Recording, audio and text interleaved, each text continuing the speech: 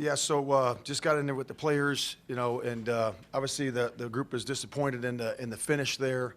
So overview of the whole game. Obviously we needed to start better. We on defense, we gave them the 21 points in the first 3 drives, and we have to do a better job there, of course. And then really from there, the offense came out and scored the field goal, and we started to create some momentum there at the very end of the half. So we ended up getting a sack, scored a touchdown there before half. And then the second half we came out, and I thought we fought and did a nice job. Obviously, the offense did a great job of coming out and scoring a touchdown. We ended up going for a 2-point conversion. Don't get it there. And then we onside kick. We thought we had something there that the alignment that we could take advantage of.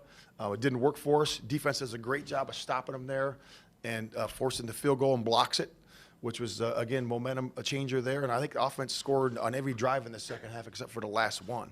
And really, the message for the guys in there was just this: hey, in the NFL, it's never going to be perfect, and it's always going to come down to the end.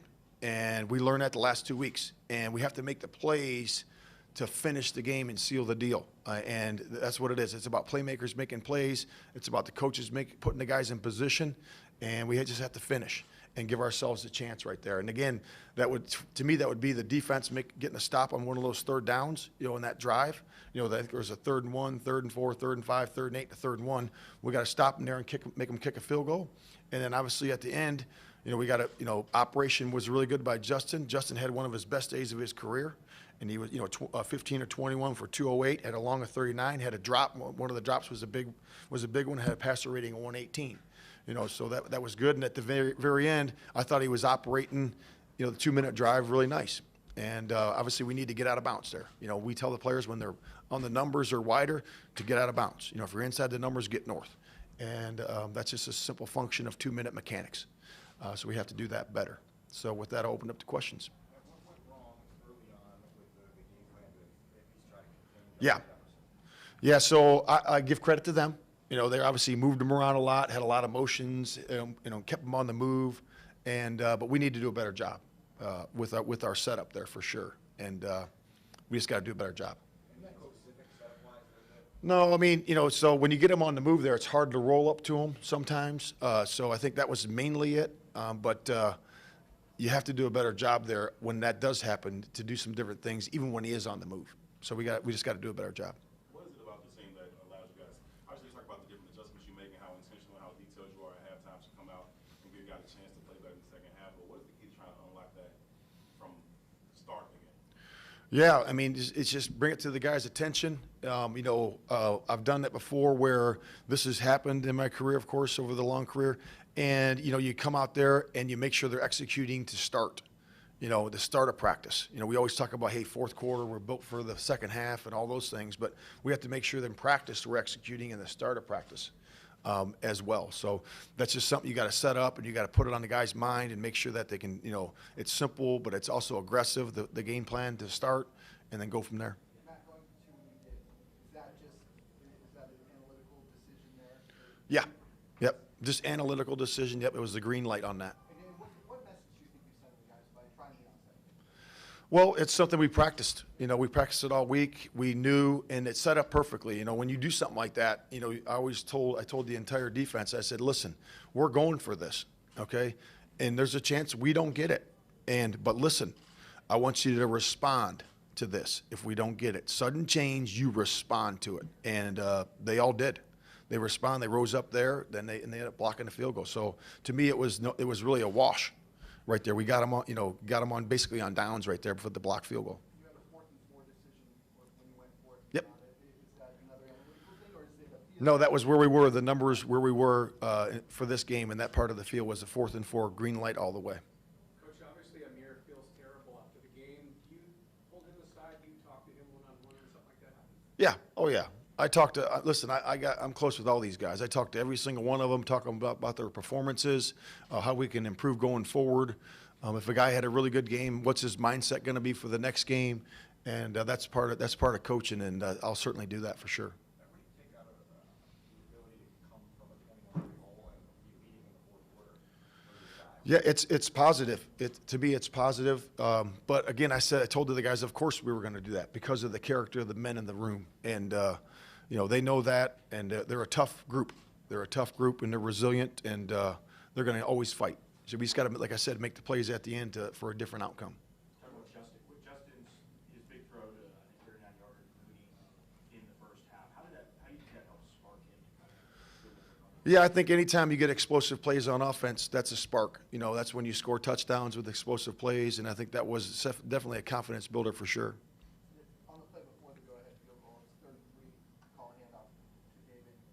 It's a little short. Is there a conversation about do we want to go for it here, and how do you work through that? Yeah, it was all based on the yards. You know, all based on the yards. We discussed that way before. That's usually given to Luke on first down, sometimes right after the first down call, so he knows what a green light is, and he can set himself up for that. Was that also the case on the play where David Montgomery scored the touchdown? Was that setting up for 4-down territory? Oh, yeah. Called the run on Yep. Yeah. Speaking about David Montgomery, having him back in the lineup, how much do you think that affected you all's ability to run the ball, but also pass the ball later on, especially in the second half? Yeah, it was good. Anytime you know, I think I said it before the game. Anytime you have a 1-2 punch back like that, you know, you got him and Herbert, and it's really good to have those guys. And you can see what Demo does in the passing game too. You know, he does a really good job of getting north on those checkdowns, and he's a different style. He's an aggressive cutter, getting vertical. So I thought he did a nice job. And on the Vikings' last touchdown drive, Yeah. there was no like egregious misplay at first glance anyway. Is there a play that you regret or recall or think that really was key in that drive? It just seemed like they just picked away, kind of picked away. Yeah. They executed.